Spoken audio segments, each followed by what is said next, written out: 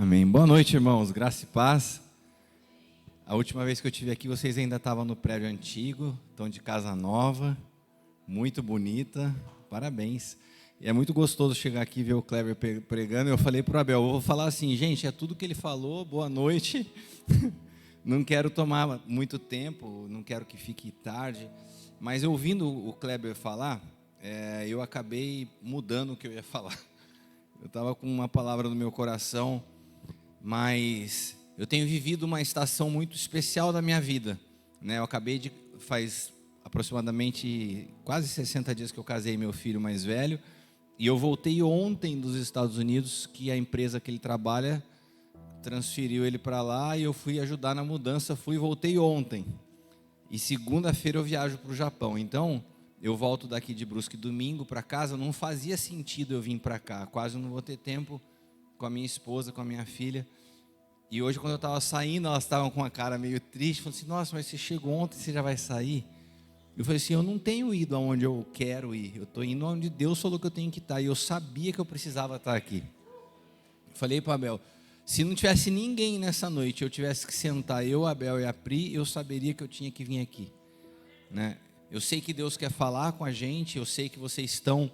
Nós estamos num mês profético, agosto é o mês 8 biblicamente representa novos começos.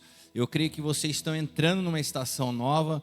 Eu creio que nas estações novas nós precisamos atualizar algumas coisas, porque a gente não pode entrar numa estação nova com pensamentos, hábitos e comportamentos antigos. Deus está colocando vocês numa estação nova. Se vocês não fazem os ajustes necessários, pode ter certeza que a gente acaba não vivenciando a plenitude do que Deus tem para nós nessa nova estação. E eu quero falar das estações que compõem a vida dentro dos aspectos de relacionamento. As estações na vida de um pai, as estações na vida de um filho, as estações num casamento. Você sabe, vocês que não me conhecem, você sabe que quando eu conheci minha esposa, nós completamos esse ano, mês passado, agora 30 anos juntos, né? Temos 2 filhos, o Caio que está com 23, a Bruna com 19. Quando eu conheci a Leila, eu comecei a namorar minha esposa, ela tinha 14 anos de idade. Você acha que depois de 30 anos a Leila é a mesma pessoa hoje? Sim ou não? Não, ela não tem nada a ver com quem eu conheci. Você acha que eu sou a mesma pessoa de 30 anos atrás? Evidente que não. Mas eu quero te dizer uma coisa, eu não sou a mesma pessoa que um ano atrás. Um ano atrás, a minha percepção da vida era diferente da percepção que eu tenho hoje. O que eu via de Cristo era uma medida, o que eu vejo um ano depois é outra medida. E o que nós precisamos entender é que isso muda radicalmente a percepção de quem nós somos. Se eu te perguntar hoje, quem é você? O que você me responderia? Essa pergunta é uma pergunta emblemática na Bíblia. Quando Jesus chega diante daquele homem lá em Gadara, ele fala, quem é você? O endemoniado. Ele responde, nós somos muitos. Jesus não perguntou quantos ele eram. Jesus perguntou, quem é você? Quando você não sabe dizer quem você é, você usa quantidade para se afirmar. Então você pergunta para um pastor, quem é você? Ele não sabe quem ele é, ele fala assim, eu tenho tantas igrejas, eu tenho tantos membros. Não, eu não estou perguntando quantas pessoas você cuida, eu não estou perguntando quantas pessoas você... Eu estou perguntando quem é você. Eu sou empresário. Não, essa é uma função, não estou falando do que você faz, estou falando quem é você. É uma pergunta simples, mas todas as vezes que Jesus fazia essa pergunta, as pessoas não sabiam responder. Agora, existe uma outra pergunta além de falar quem é você. Quem é você hoje? Quem é você hoje? Talvez seja uma das perguntas mais desafiadoras de se responder. Você saberia me dizer quem é você hoje? Hoje nós não somos os mesmos que os processos que passamos pela vida nos fizeram e moldaram, e é interessante porque cada um dos processos traz consequência. Você pode ter se tornado nos últimos anos uma pessoa mais amargurada ou mais madura em Cristo. Quando as dores, quando os processos, eles contribuem para que Cristo cresça, nós amadurecemos. Não tinha te visto aí, cara. Agora, quando você não entende que é Deus trabalhando, os mesmos processos, as mesmas dores te fazem uma pessoa amargurada, paralisada. Quando a gente olha para a vida de José, você acha que o José, que ganhou uma jaqueta da Louis Vuitton do pai, e o pai não deu nada para os irmãos, aquele José, cuidado com carinho, com amor, com aquele jeito, de repente é perseguido por todo mundo, é lançado num poço, quase morre, vai vendido como escravo, chega na casa de Potifar, chega na cadeia. Aquele cara era a mesma pessoa, inocente, que recebeu uma roupinha bonita, foi lá, contou o sonho para o seu... Ele não era. Agora, todos os processos de José não roubaram dele a fé, não roubaram dele a esperança, só prepararam ele para o destino que Deus tinha reservado. Os processos que você está vivendo, eles te impulsionam para aquilo que Deus tem para a tua vida. Você não pode se deter na estação atual, porque a estação atual pode ser uma estação muito terrível, mas ela está formando algo em você. Agora pode ser muito boa, e a tendência que você tem quando ela é muito boa é você querer se acomodar nela. Mas as estações da vida, elas vão só nos habilitando para a próxima. Se você entender por essa ótica, não tem estação boa ou ruim. Ela é boa ou ruim a partir da sua percepção de bom ou mal, que é muito frágil. Mas na verdade todas elas estão nos impulsionando para onde Deus quer nos levar. Se você souber entender isso.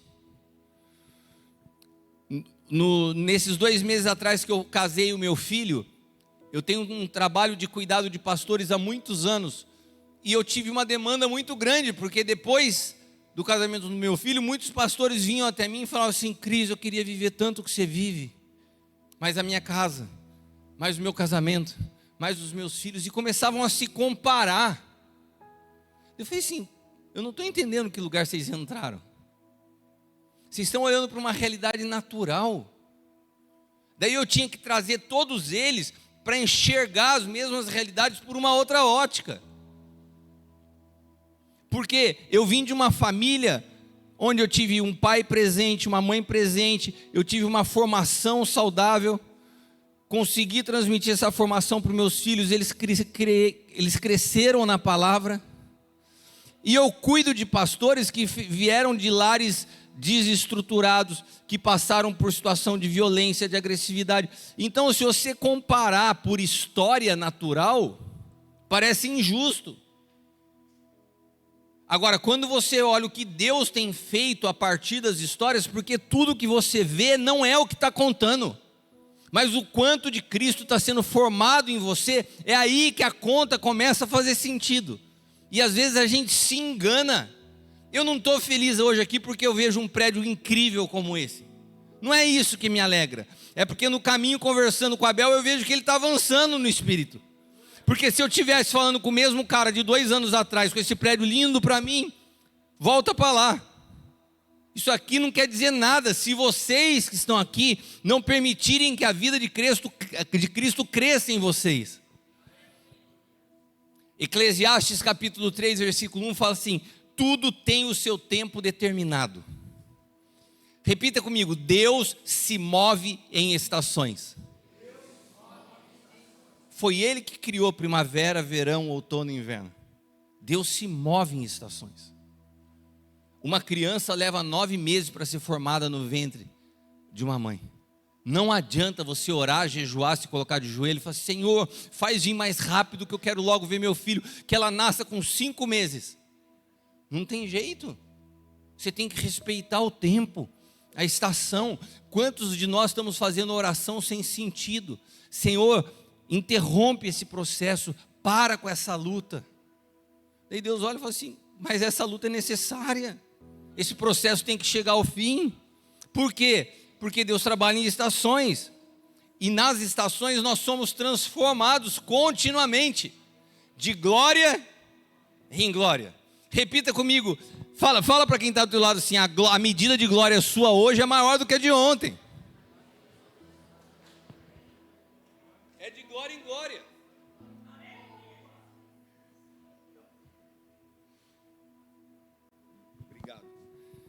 Então eu quero que você guarde 3, eu vou ser bem rápido nessa noite, a gente deixa para ministrar com mais profundidade amanhã. Domingo também eu falo de manhã? Não, então só amanhã. Então amanhã você não pode perder. Mas eu quero que você guarde 3 realidades importantes. Primeiro, toda estação da nossa vida nos transforma. Repita comigo: toda estação me transforma. Toda estação é repleta de processos, e os processos nos redefinem. Toda estação transforma, todos os processos nos redefinem, nos atualizam. O que é isso? O que é uma atualização? Quantos aí tem um celular na mão? Já apareceu para você uma mensagenzinha assim? Você precisa atualizar seu aparelho, está com um software novo. Sim ou não? Ou já apareceu para você assim, ó, você tem que atualizar o seu aplicativo do banco, o aplicativo de alguma coisa. O que acontece se você fala assim, não quero atualizar? Chega uma hora que o teu aplicativo ou que o teu celular, ele trava, porque você não atualizou. Na vida com Deus, você vai caminhando e Deus vai te atualizando por dentro. Se você não permite ser atualizado, chega uma hora que a sua vida trava, porque você quer tratar hoje, no dia de hoje, com a percepção da vida que você tinha 20 anos atrás. Você quer tratar com o teu filho hoje como se ele fosse o adolescente que você corrigia com 15 anos atrás. Os filhos mudam e o relacionamento de pai e filho tem que ser atualizado. Marido e mulher mudam, e o marido, se ele não se atualiza, chega um ponto que ele não conhece mais quem está do lado dele. Os filhos crescem e os pais às vezes não percebem. Então, cada processo vai nos redefinindo, e as redefinições precisam de atualizações. E sabe o que acontece? Quando você não percebe isso, os ambientes são lugares que expõem quem nós estamos nos tornando. Se você for uma pessoa que resolver ser budista, ficar isolado no monte, todas essas transformações ninguém sabe, porque o ambiente é o lugar onde se expõe o que está acontecendo dentro. Então você chega, uma pessoa cheia de rejeição, de orfandade, chega dentro de uma igreja. Esse ambiente aqui vai expor essa orfandade. A pessoa vai olhar, ela vai se comparar, ela vai querer ela tem uma necessidade de aceitação, ela tem que aparecer, ela compete com todo mundo, porque ela não se sente suficiente pela rejeição que ela carrega. O ambiente expôs. Vocês estão me entendendo? Por que eu preciso que vocês entendam isso? Por que nós precisamos entender isso? Porque os vínculos, eles não se acabam porque acabou o amor. Os vínculos, na maioria das vezes, se acabam porque as relações não foram atualizadas. Amor não acaba. Eu tentei até a última hora trazer. Eu estou lançando um livro que vai ficar pronto, que vai ser lançado, vai estar sendo lançado daqui a 15 dias. Só que a gráfica consigo liberar hoje. Eu estava correndo para trazer aqui, por causa de 1 hora eu não consegui. Se chama 5 linguagens do amor de Cristo. Que eu trato sobre isso. O amor não é um sentimento. O amor não é assim, a minha maneira de amar é toque físico, a minha maneira de amar é tempo de qualidade. O amor, a Bíblia define como sendo uma pessoa. Deus é amor. Se Deus é amor, você pode dizer, nossa, o nosso casamento acabou porque acabou o amor? Deus pode acabar? Então o que acaba se não é o amor? O que é essa desconexão silenciosa? Gente, eu nunca vi tanto caso de casamentos com 20, com 30 anos, chegando até mim, a pessoa falou assim, não acabou. As nossas vidas tomaram um rumo diferente. Foi da noite para o dia que isso aconteceu? Essa desconexão silenciosa. Olha o que a Bíblia diz, Mateus capítulo 15, versículo 8. Este povo se aproxima de mim com a boca, me honra com os lábios, mas o coração está longe de mim. É possível eu estar próximo de palavras geograficamente, mas o coração está distante? Sim ou não? Sim. Não só um do outro, mas do próprio Deus. É possível você frequentar uma igreja por 10 anos Você vinha ao culto, você cantava, você dá glória a Deus, aleluia, mas o seu coração está longe de Deus, sim ou não? Sim. É possível. E o texto do Evangelho de Mateus não é qualquer pessoa falando, é Deus demonstrando a indignação de quem pode conviver, expressando palavras, está lado a lado, mas o coração já se desconectou. Por que isso acontece? Não é porque fisicamente estão distantes, é porque deixaram ao longo do caminho de atualizar a relação. Sabe, às vezes é necessário um marido chegar para a esposa e falar assim: olha, você me conheceu um dia, mas hoje eu preciso contar para você quem eu sou. Nós precisamos entender que há uma necessidade madura e intencional de se apresentar um ao outro de novo. Eu me lembro que na pandemia, tanta coisa aconteceu dentro de mim, naquela falta do que fazer, que você ficava dentro de casa. Um dia eu cheguei para minha esposa e falei assim: eu preciso que você sente, eu quero te contar quem eu sou. Ela falou assim: como assim? Eu falei assim: muita coisa, muita percepção minha da vida, de filho, de futuro mudou. E eu comecei a contar para ela. E você sabe que aquilo foi abrindo para ela um monte de possibilidades dela contar coisas para mim que eu não sabia. Eu não sabia como ela via, por exemplo, a minha relação com os pais dela, a relação minha com meus irmãos, coisas que a gente nunca tinha falado. E que a gente começou a atualizar. Eu falei: nossa, amor, eu não sabia que isso te incomodava. E a gente teve, porque às vezes você está ferindo o outro, não por culpa, mas porque a pessoa nunca falou que aquilo causa uma ferida. Você imaginou se eu chego agora e estou com um corte profundo nas minhas costas, e o Abel vem me dar um abraço e me dá um tapa nas costas? Eu falei: caramba, Abel, você me feriu. Eu estou com um machucado aqui, você bateu bem aqui. Cara, minha relação com você hoje está encerrada porque você me feriu. Que culpa ele tem? Eu não avisei ele, eu não falei: ó, estou com um machucado aqui nas costas.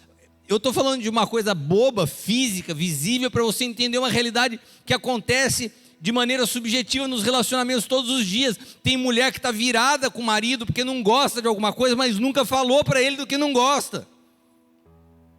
Tem irmão que vai embora da igreja e nunca deu a oportunidade para o pastor de saber o que ele ficou chateado. Porque a gente não expõe, a gente não se expressa, a gente não atualiza as relações. Tiago capítulo 5, versículo 16 diz assim: confessai as vossas culpas uns aos outros, orai uns pelos outros. Para quê? O que está escrito na tua Bíblia? Para que você seja perdoado dos seus pecados? Sim ou não? Não. Para que vocês sareis. A oração do justo pode muito seus efeitos. Esse texto aqui não está falando de confissão para remissão de pecado, porque a remissão do pecado vem do Senhor através do sangue de Jesus. Mas por que está falando que você tem que confessar um para o outro? Porque se você tem que confessar para Deus e é perdoado, já não basta. Se você confessar o teu pecado para Deus, o que você obtém? Perdão. Quando você confessa para o seu irmão, a palavra original aqui não é sarar. A palavra significa aperfeiçoar a relação, livrar das interferências. O que o texto está falando? O texto não está falando de pecado. O texto está falando assim: senta, expõe teu coração, expõe as situações para que haja uma atualização na relação. Isso nos livra desse distanciamento silencioso. Você sabe, hoje quem veio me levar para o aeroporto foi um pastor lá do ministério, um querido, um filho que eu amo. E ele veio contando para mim. Ele falou assim: AP, eu vi você falando sobre atualização, e isso está mexendo muito comigo. Eu falei: por quê? Ele falou assim: porque por anos eu fui omisso.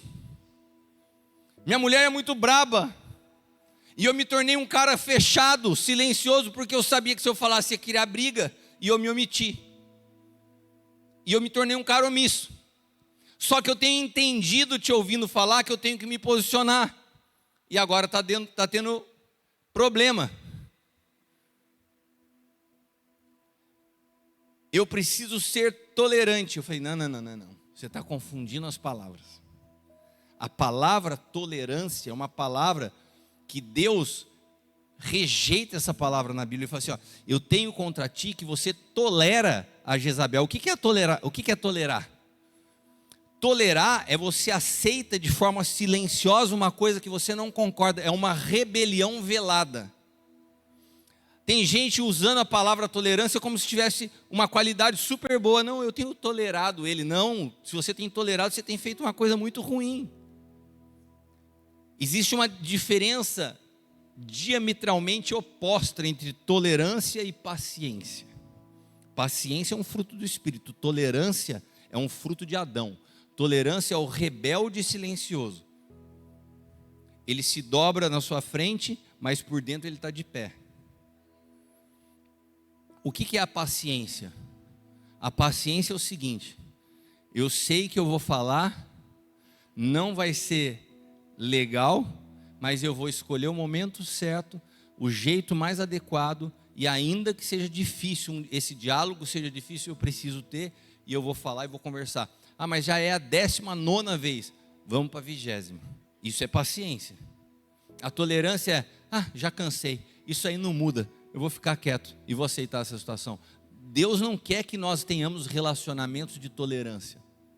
Pode ser que você tenha tolerado, esteja tolerando situações no seu ambiente de trabalho com medo de perder o emprego. Pode ser que você tenha tolerado situações dentro do seu relacionamento conjugal, porque não tem coragem de sentar e ter um diálogo de assuntos maduros. Mas a tolerância não é um atributo que agrada a Deus, é rejeitado pelo Senhor. A paciência vai requerer de nós uma capacidade de sentar e dialogar. E sabe aonde? Por que grande parte das pessoas não tem? Aonde se constrói isso, Kleber?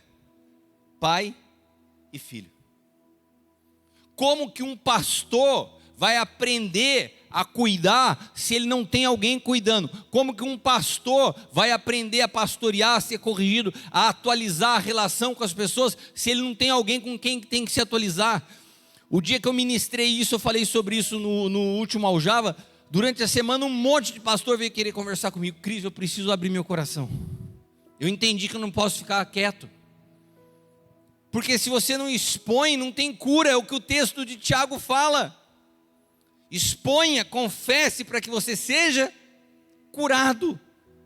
Irmãos, a quantidade de pastor doente que eu me deparo todos os dias é assustadora. Por quê? Porque caminha sozinho, tão bem intencionado, estão achando que estão fazendo melhor, mas não consegue ter alguém para falar: meu filho, você está errado, não é por aqui. Alguém a quem você sujeita o seu coração. E a relação de pai e filho é o desenho mais exato de como Deus vai atualizando as coisas ao longo da vida. Eu vivenciei isso, pastor, nos últimos meses com meu filho de uma maneira muito clara. É como se Deus estivesse desenhando na lousa para eu entender. Eu me lembro que quando o Caio estava com 17 anos, eu estava ministrando no Chile e eu entrei no Instagram, era um período que o Caio estava meio rebelde comigo. E eu entrei no Instagram e vi ele saindo para ir jogar bola com uns amigos que eram uns caras que eu não achava legal. Daí eu mandei uma mensagem para ele no WhatsApp: aonde você está indo com esses caras? Eu lá no Chile, antes do culto, os pastores iam passar para me pegar, para pregar, e depois do culto eu ia embora. Eu mandei para ele assim, ele me respondeu assim: eu sei com quem eu ando. Eu falei assim: nossa, eu nunca responderia para o meu pai dessa forma. Que falta de respeito dele comigo. E eu fiquei indignado. Eu mandei uma mensagem para a Leila, porque quando o marido fica indignado, quem sofre é a esposa, né? Eu falei para ela: cara, olha o que o cara respondeu para mim, que absurdo. Eu falei: não, amor, não. Daí a mulher tenta amenizar. Eu falei: não, quando eu chegar, eu vou sentar e vou conversar com ele. E a Leila sempre ficava preocupada nessa fase que o Caio estava assim, de eu pegar muito firme com ele. Eu saí, fui para o culto, começo a ministrar. estou ministrando, uma menina passa voando, correndo na frente do púlpito. E daí tira a atenção da igreja inteira. De repente eu estou ministrando, passa a menina voando. E uma bagunça da menininha, foi um terror eu pregar com aquela menina correndo na igreja. Acaba o culto, o filho do pastor, essa igreja já tinha ido 10 anos atrás. O filho do pastor falou: Cris, que alegria ter você aqui com a gente de novo. Você se lembra de mim? Eu sou o filho do pastor. Você veio aqui 10 anos atrás, eu tinha 15 anos. Eu estou com 25, me casei, tenho uma filhinha. Sabe quem que é a minha filha? Eu falei: não. Sabe uma menininha quando você estava pregando que passou? Eu falei: que bênção, é tua filha? Ele falou assim: é. E eu precisava conversar com você. Você me permite te levar ao aeroporto? Eu vou pedir para o meu pai se ele deixa eu te levar no aeroporto. Eu falei: tá bom. Daí ele pediu o pai dele, me despedi de todo mundo, e o rapaz entra no carro e vai me levar para o aeroporto. Eu falei assim: Cris, eu estou vivendo um conflito com a minha filha. Eu falei: por quê? Ele falou assim: porque você não conheceu a minha esposa, mas a minha esposa é um doce de pessoa, uma mulher sensível, foi bailarina, ela é super delicada. E quando eu me casei com ela, eu sonhei que eu ia ter uma filha igual a ela, sensível e tal. E eu projetei tudo isso. Só que a minha filha, você viu, né? Vi. Ela bate nos meninos, ela gosta de jogar bola, ela não pensa em balé, ela gosta de jogar futebol. E ela é o oposto, e eu comecei a rejeitar ela dentro de mim, porque ela não tem nada a ver com o que eu esperava, o comportamento dela. E quando ele começa a falar isso, e vocês se lembram que eu estou dentro do meu coração indignado com quem? Com meu filho. Ele começa a falar, eu já pensei assim: Deus, já estou entendendo o que o Senhor está falando. E daí ele falou assim: olha, mas eu ouvi de Deus uma palavra. O rapaz estava tomando conselho comigo, mas na verdade ele estava ministrando para mim, né? Ele falou assim: eu ouvi de Deus uma palavra. Deus falou assim para mim: você está se frustrando porque você não entende que a tua filha, antes de ser tua filha, é minha filha. Eu só te dei por um tempo para você cuidar, e ela é exatamente do jeito que eu concebi. Se você criou expectativas diferentes, você está errado. Ela é exatamente o que eu sonhei para ela ser. Cara, quando ele falou isso, eu já estava quase chorando, pedindo para ele pôr a mão na minha cabeça e orar por mim. Daí ele falou assim: você acha que foi Deus que falou comigo? Eu falei: acho, meu filho, vamos orar. A gente orou. Eu sei, falou com você, falou, eu sei que ele me deixou no aeroporto, e eu fui no avião falando com Deus. Entendi exatamente o que Deus estava fazendo. Eu precisava ter uma atualização na minha relação com meu filho. Eu cheguei em casa, o Caio já estava da minha altura, com 17 anos, grande. Eu entro à porta, ele estava passando assim, sem camisa, estava forte. Eu falei assim: vai lá no meu escritório, eu quero conversar com você. A Leila já ficou assustada. Eu falei assim: ih. Quando ele entrava no meu escritório, eu fechava a porta. Eu sempre falava muito firme com ele, né? Ele entrou lá, já entrou com a cara amarrada. Eu sentei e falei assim: olha, eu preciso te falar uma coisa. Deus falou comigo no caminho daquela conversa que a gente teve, que eu te mandei mensagem lá, e você falou que você sabe o que fazer da sua vida. Ele falou: o que Deus te falou, pai? Eu falei assim: eu queria primeiro te pedir perdão, filho, porque de fato você já tem idade para saber o que fazer da sua vida, e eu estou te tratando como criança. Eu queria me atualizar na relação com você. Eu sou teu pai, não sou teu dono. Eu amo você, você está crescendo, e eu quero ter um lugar que, quando te for útil, você possa ter em mim um lugar de conselho, não um lugar de mando.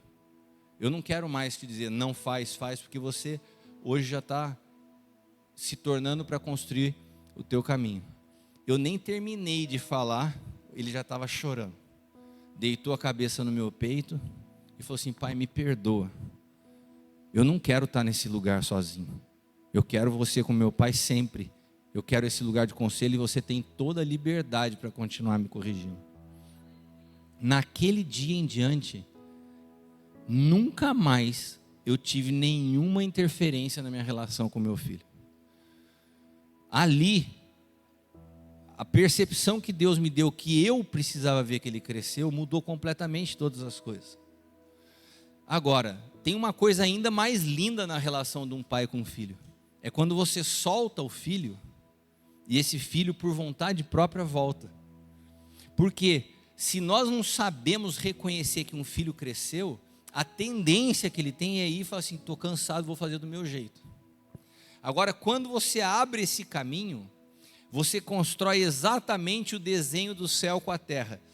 Você acha que Jesus só fazia o que o Pai queria porque ele tinha medo de Deus?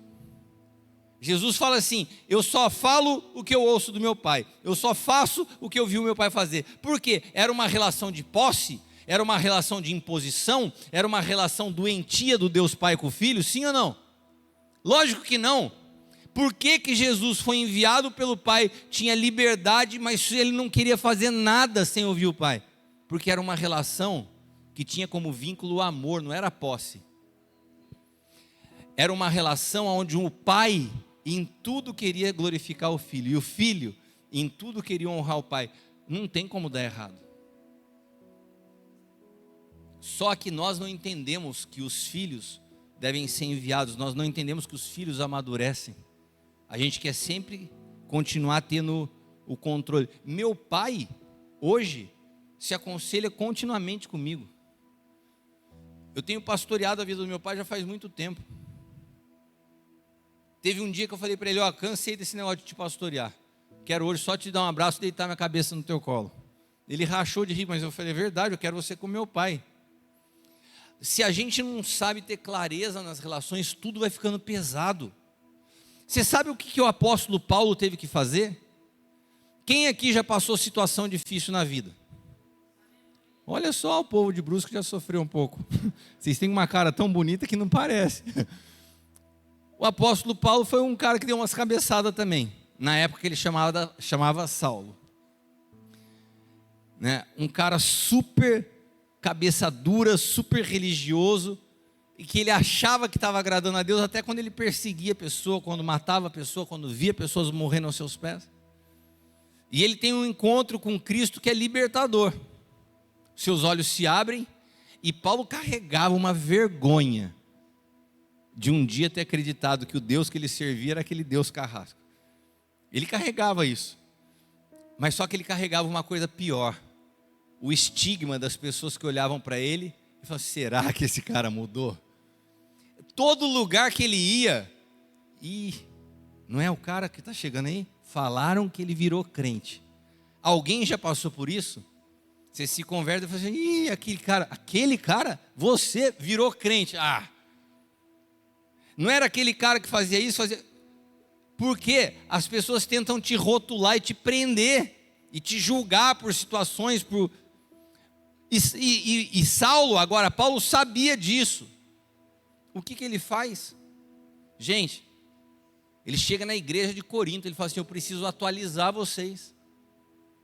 Porque tem um monte de gente falando um monte de coisa, eu realmente fiz um monte de coisa. Sabe por quê?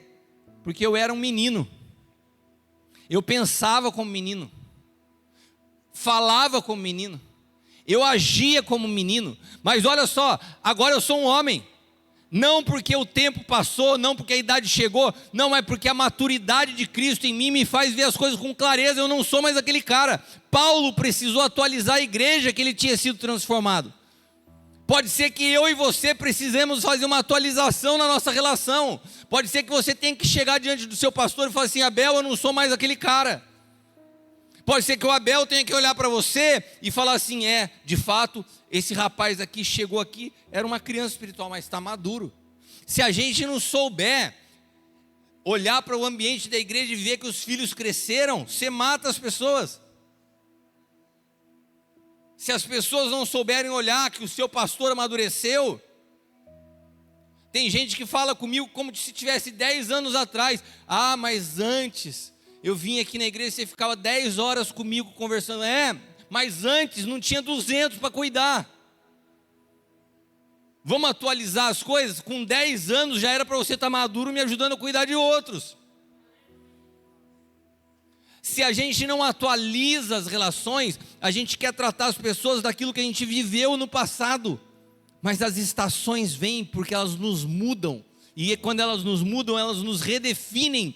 E o fato dela nos redefinir, a gente tem que se apresentar de novo. Prazer, eu sou Cristiano. Ou você acha que a minha esposa hoje aceitaria as mesmas coisas de 30 anos atrás? Vamos imaginar que quando eu começo a namorar com ela com 14 anos, ela tivesse sonho. O que uma menina, uma criança de 14 anos tem de sonho na vida? Sei lá. Vamos imaginar que ela tivesse o sonho de ir para a Disney. Comprar um moletom do Mickey. Se vestir de Cinderela. Eu completo 30 anos de casado. Daí eu tenho uma bela ideia. Vou realizar o sonho da minha esposa. Só que eu não atualizei a relação. Eu não converso com ela. Eu estou focado no meu ministério, eu estou focado no meu trabalho. Eu não sei o que passa dentro dela. Mas eu tenho uma lembrança. Ela tinha o sonho de ir para a Disney. Daí eu faço uma grande surpresa. Hoje ela com 48 anos de idade. Eu compro ingresso para o parque da Disney e marco para ela vestir com a roupa da Cinderela. Você acha que quando ela chegar lá, ela vai ficar feliz comigo ou vai falar, você está louco? Você está entendendo o exagero que eu estou fazendo para falar de algo real? Quantos homens deixaram de conhecer suas esposas? Porque o tempo passou. E o tempo passou, os sonhos mudam. As pessoas mudam. E pode ser que você já não saiba quem está do teu lado. Sabe o que eu estava falando com ela esses dias? Eu aprendi a me apaixonar pela nova versão tua. Porque você não é mais a mesma que você era. Você é outra pessoa, eu me apaixonei por essa pessoa. Assim como eu me apaixonei com a de 14, assim como eu me apaixonei pela de 20, porque eu tive uma mulher minha vida toda. Mas que foi sendo atualizada. Nessa noite, o que o Espírito Santo quer fazer em nós é uma atualização. Porque pode ser que você ainda esteja preso na sua vida com Deus. Você tem que chegar. Você lembra o dia que você entregou sua vida a Jesus? Você lembra disso? A pureza, a alegria, a vontade de falar disso para o mundo inteiro. O que aconteceu de lá até aqui? Será que não cabe você chegar diante do Senhor e se atualizar com Ele? E falar, Senhor, eu preciso te falar. Quem sou eu hoje? Diante de tantas coisas que eu vivi ao longo desses anos. As marcas que eu carrego. Sabe por quê? Porque se você falar isso, você vai dar possibilidade para o Senhor revelar a você. Aonde você parou. Quais são os sonhos que Ele tem para você hoje. Porque pode ser que você tenha deixado de sonhar. Pode ser que você tenha perdido a capacidade de olhar para o futuro e falar, o que Deus quer da minha vida hoje? Você ainda está preso lá atrás. Mas Deus se move em estações. Fala para quem está do teu lado, esse mês é um tempo de uma nova estação na tua vida. Sabe o que eu quero dizer para você? Nós estamos diante de uma janela profética nesse mês. Para essa casa, para vocês que estão aqui, e Deus está te dando uma oportunidade. Se Deus virasse para você hoje e falasse assim, eu estou te dando a oportunidade de começar de novo, quem ia ficar feliz? Não é incrível? Agora pode ser terrível, quando você não tem um diagnóstico claro da sua estação e do que Deus tem para frente. Porque se você começa de novo e comete os mesmos erros, de que adianta começar de novo? Então, para que essa oportunidade seja de fato bênção na sua vida, você tem que ter diagnóstico claro do que você errou até aqui. Do que você não faria. Sabe por quê? Se tem alguém que nos dá a possibilidade de começar de novo, esse alguém é o nosso Pai.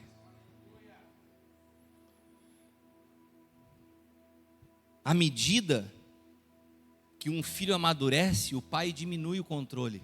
E Deus vai fazendo isso com a gente. Ele vai te dando mais liberdade para se mover.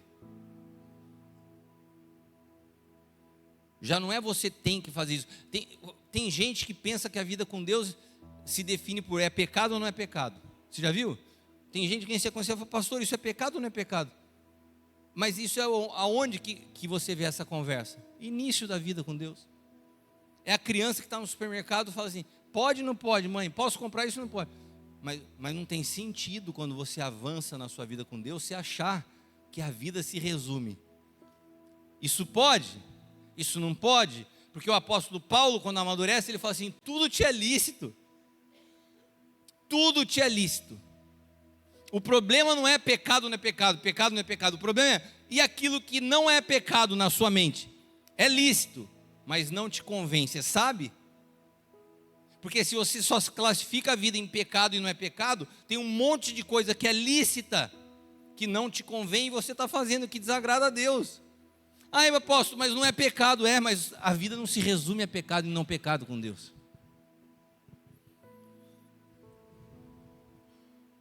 Por isso a Bíblia fala assim: pais, não provoqueis a ira dos seus filhos. Quando que um pai provoca a ira do filho? Quando não percebe que o filho cresceu, quando não consegue discernir amadurecimento. E o caminho da atualização, e eu já vou terminar, tem pelo menos 1, 2, 3, 4, 5 conversas que você precisa aprender a ter constantemente com quem você ama. Você que é filho dessa casa com seus pastores, você que é pastor com os filhos dessa casa, você que é marido com a sua esposa, você que é esposa com o seu marido, vocês que são pais com os seus filhos, vocês que são os filhos com os seus pais. Quais são as conquistas que você está vivendo hoje? Se eu te perguntar de conquista, você vai falar para mim do carro que você trocou, da casa que você comprou, do dinheiro que entrou na conta, e está tudo bem. Isso é legal e deve ser compartilhado, sim. Mas eu estou falando assim: quais são as áreas que você conquistou dentro de você? Quais são os temores que você venceu? E aquela ansiedade que te apertava o peito, que você aprendeu a governar os seus pensamentos e não te vence mais? A minha esposa, 3 anos atrás, ela começou a ter picos de ansiedade e eu não sabia.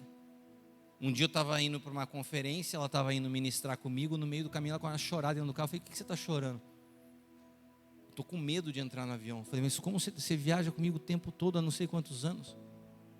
Ela tinha entrado num lugar de ansiedade que eu não sabia. Eu falei: se você não me fala, como que eu vou te ajudar? E a partir dali a gente começou a conversar, trabalhar, tratar o assunto. E esses dias a gente tinha entrado num voo, e ela falou assim: eu preciso compartilhar com você uma conquista. Eu falei: o que foi, amor? Ela falou assim: eu já não sinto mais nada daquilo que eu senti, eu venci. Cara, como é legal você poder compartilhar com quem você ama as suas conquistas. Isso vai te atualizando na história um do outro. Compartilhar as batalhas. Eu voltei agora de viagem e estava falando para a Leila: eu preciso compartilhar para você uma luta minha. Ela falou assim: que foi? Eu falei: até aqui eu achei que eu estava vindo muito bem com o Caio, mas quando eu virei as costas e me despedi dele lá nos Estados Unidos e vi que o meu filho vai morar longe, eu falei: me deu um aperto no peito, estou sentindo um vazio. Ele é meu parceiro, meu companheiro. Ela falou assim: amor, sabe por quê? Muitos de nós fomos ensinados a esconder sentimentos. Eu estou falando para vocês um assunto fundamental.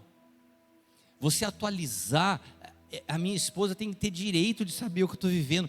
A gente como homem é criado para não expor, para não ficar vulnerável.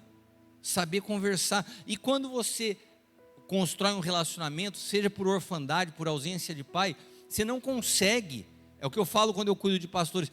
Pastores que não conseguem abrir o coração, que não conseguem ser pastoreados, e daí querem pastorear, não conseguem abrir suas dores, não conseguem expor seus conflitos.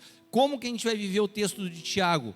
Confessa para que você seja curado. Como que você vai ter cura se você não fala? Então tem que compartilhar as suas conquistas, tem que compartilhar as suas lutas, tem que compartilhar a ferida. Ó, aqui dói ainda em mim. Essa palavra não é legal. Compartilhar os seus temores, compartilhar as suas esperanças. O que você olha para o futuro? O que você tem de visão para o teu futuro? Quem aqui tem sonho para o seu futuro? Levanta sua mão. Sabe que é importante você entender que o sonho impulsiona a vida. É o sonho que te faz estar de pé com esperança de um amanhã diferente, de coisas novas em Deus. Uma pessoa sem sonho é uma pessoa que parou de viver. E a gente tem que compartilhar os sonhos. Quando vocês vieram para esse prédio novo, o Abel compartilhou com vocês: gente, vou abrir uma conta que a gente vai usar para o prédio novo. Sabe o que é isso? Estou compartilhando o sonho. O sonho não é meu, é nosso. A gente tem que aprender a compartilhar os sonhos. com a pessoa certa. Aqui eu dei o exemplo do Abel, do pastor, com a igreja. Mas não compartilhe os seus sonhos com quem não sonha com você. Compartilhar as mudanças. Sabe, a gente veio no caminho e ele estava me atualizando, sem saber do que eu ia falar, nem eu sabia que eu ia falar isso. Mas das mudanças que aconteceram dentro dele aqui no caminho. O problema que a amizade do Kleber causou na vida dele, ele veio contando para mim. Bons problemas.